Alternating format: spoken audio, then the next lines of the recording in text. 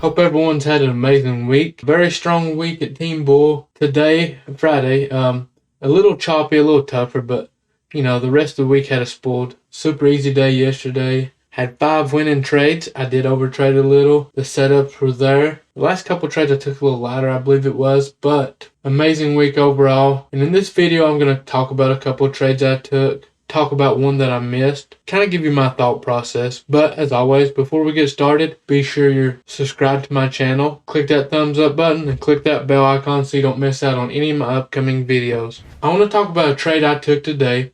We talked about this pre-market. Had a bounce level on Tesla around 903.6. Not my highest probability bounce because we were very close to that level pre-market. That's something I don't like to see. I did try this trade. Take a look here. I got in on this green candle coming off that support area. I have 2 support areas drawn up on Tesla. Both of these are basic support areas. Nice area of confluence. I took it off this green candle here. Light position. Nice scalp to the upside. Actually went better than expected. Another trade I took. Tesla really has been respecting this 896 area in the past. I've seen it look good. I've seen a nice decrease in buying volume as we approach this level. I took some calls here. Again, lighter size. It's a Friday. We had lower volume in a lot of stocks. Was not liking the price action today. That's okay though. It happens sometimes. I guess after we get a little spoiled after so many easy days in a row. But anyways, I got in here. I trimmed off this big push here on this candle. I sold the remainder of my position when we pulled back some here. I paper handed this a little, yes, but I locked in profits and I did not give any back. So that's a win in my book. The trade that we took yesterday was on GME, Gamestop, the meme stock, a very familiar stock among day traders. We traded this using options. We used the 40 calls here. I took this as a breakout trade. It broke a little pre-market, but I got in off a slight pullback.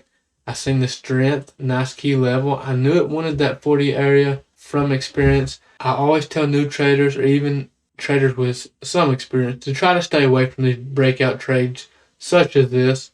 It went really well. I guess the reason that I'm good at these is because I can admit I'm wrong quickly and just simply get out for a very small loss. I'd never hang on for hope during a breakout trade because they can turn around quickly on you. For those of you that have been trading a minute, you know that for sure. I'm sure you all have had your false breakout interactions. Now, I did call out another trade inside Team Bull. And it was off this pullback here. This is called a retest. I have videos on this. I'm sure you all already know that. If you're new to my channel, be sure you check out my beginner series playlist. So much value there. You all will love it. But anyways, we caught this off a nice pullback with some 40 calls again and took the move up. Very nice return. Honestly, once we caught that retest again, it hung out in this area for a minute. Plenty of time to sell. On your first trim, your stop loss should have immediately been at what you paid to enter this trade. That way, if it drops down, you're not giving back any profits. That is key in trading. Once you have that first big push up, you trim your position. If you're day trading or scalping, usually that first big push, I've noticed it's roughly 10 to 20% per contract, if you get a nice push. So trim there, stop loss at what I paid. Hopefully we continue on to catch additional profits. If not, our capital is protected. We're not giving back any profits. We can put that into our pocket.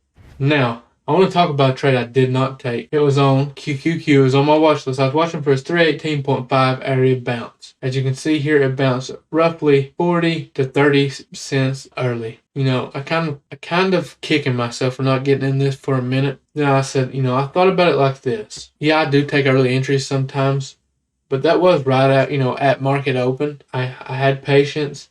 I felt like I was disciplined. So to me, that was a good call on my part. You can't be too hard on yourself as a day trader. If you miss these opportunities, don't FOMO in, don't chase. If you follow your trade plan on any trade, whether it go green or if you stop out at what your trading plan says and the setup was according to your trading plan, that's a winning trade in my book. But that's all I have for you. I hope you all are inside Team Bull with me, trading every morning. If you're not in Team Bull and you're interested in it, you need to check out my Instagram lives every morning. They're free. You can ask some of the people in there about it. Don't just take my word for it. But yeah, I appreciate you all for watching, and I'll catch you next time.